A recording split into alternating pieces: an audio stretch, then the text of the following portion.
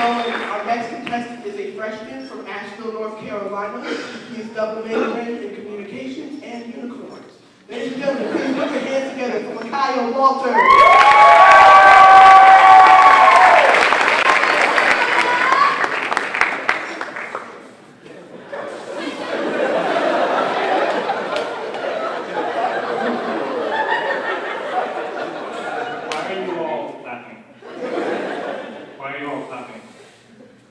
You don't know I could suck. I mean, okay, yeah, H4 knows I'm awesome, but that's because H4 is awesome and they spawned me, so give it up for H4, you guys. So, I'm actually really in a good mood tonight. I'm really glad that it didn't rain, because I was a little concerned it was going to rain, and I'm really glad it didn't, because if it had, I would have been stoked, because I did not bring my assault rifle. Oh, too soon. We've actually been talking about this whole gunman thing so much, and I hear people saying really mean things like, about ECU, like, the guy on our campus, he had like a real gun with real bullets. But you know what? I just want to remind everyone that the guy on our campus, he was a joke compared to what happened at ECU. He was a joke, all right? He held up some girl in the Hardee's parking lot. He was drunk, and then he fled onto UNCW campus, which actually has the largest police force in all of New Hanover County. I think he was just trying to get closer to an education that he never got. And he was last seen near WAG, which, it's not that hard to figure out where he's going next. Hardee's, WAG, the poor fuck. The poor fuck was just hungry. Come on! If you put a steak out next to a hawk's nest, you'd have caught the guy. If you put a steak next to a hawk's nest, you'd have caught the guy, right? He was not that much of a threat, right? And no shots were fired. Now, ECU, on the other hand, I think we should all have a moment of silence after I get off the stage. I think we should all have a moment of silence for ECU, because I cannot even imagine the level of psychological trauma that those people are going through right now. Right? This is a very serious issue. They say that the survivors of an incident have it a lot harder than the victims, and if you think about it, everyone at ECU is a survivor, so that's just tough. All right? I feel bad for that. Now, also, it may seem like there's an easy solution, like you just ban umbrellas on the ECU campus. But if you think about it, that has a lot of issues.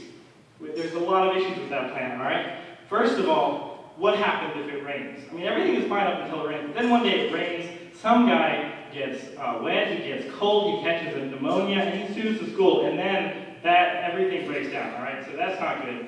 Now you might also think, what if we just take away everyone's umbrellas and tell them that they can wear raincoats? That seems like a simple solution, but think about it.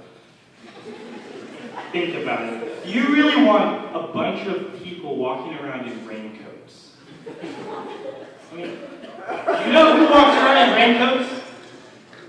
Perverts! Pedophiles! Pedophiles walk around in raincoats, alright? And you know what?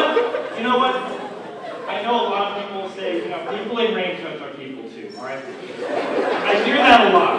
Call me biased, it's called words, call me biased. But I am an American. And I do not feel comfortable knowing that there's somewhere, there's a college student or an unidentified man walking around in a raincoat. It's not even going to solve the issue of the umbrellas, because think about it. If you really want to, you can put your umbrella in your raincoat, all right? So that's like a double problem. You've got umbrellas and you've got pedophiles. You've got a pedophile with an umbrella. He's probably loaded. All right, it's not good. Not a good situation. So I just want to say right here, I do not have any respect for people with raincoats.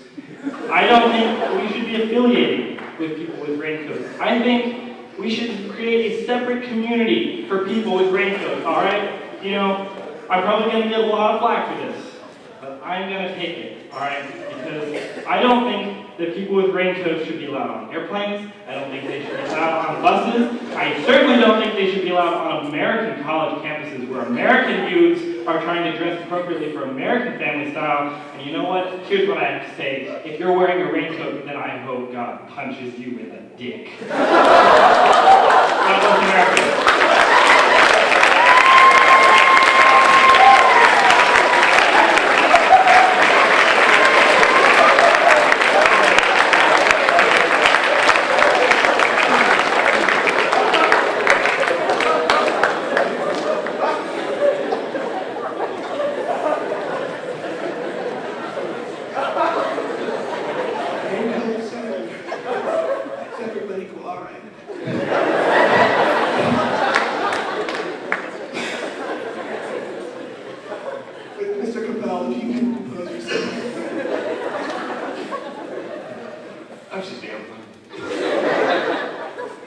Great energy, great use of your awkwardness to make it funnier.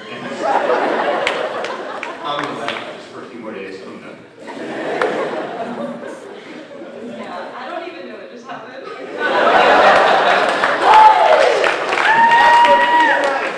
It's like it's just the raincoat. It's so funny. Yeah, you're really surprising. I thought it was going to be like super awkward, but once you like started talking and telling your jokes, it was really good, and I really enjoyed it. Good job. Fantastic style. You didn't even have to say anything when you got on stage. That was way how to coax on the looks. Very good. I love how you were able to stretch out your material into a lot of jokes. A lot of people just do like one-liner, bam, one-liner, bam. You were able to tell a lot of jokes about a certain topic in one subject. So that was very, very enjoyable. I think everyone had a great time with that. Yeah, I think that was impressive to be able to do 5 minutes just about the umbrella and raincoats. That was really, really good writing, good stage presence. I also wrote down good use of your awkwardness, which I might be the only one who noticed.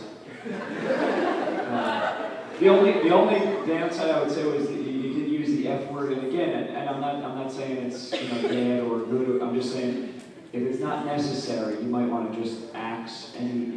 If it's necessary for the joke, keep it in there. But if you feel it's not necessary, you may want to axe it, and your act will become more broadly appealing. But great job, man. Very funny.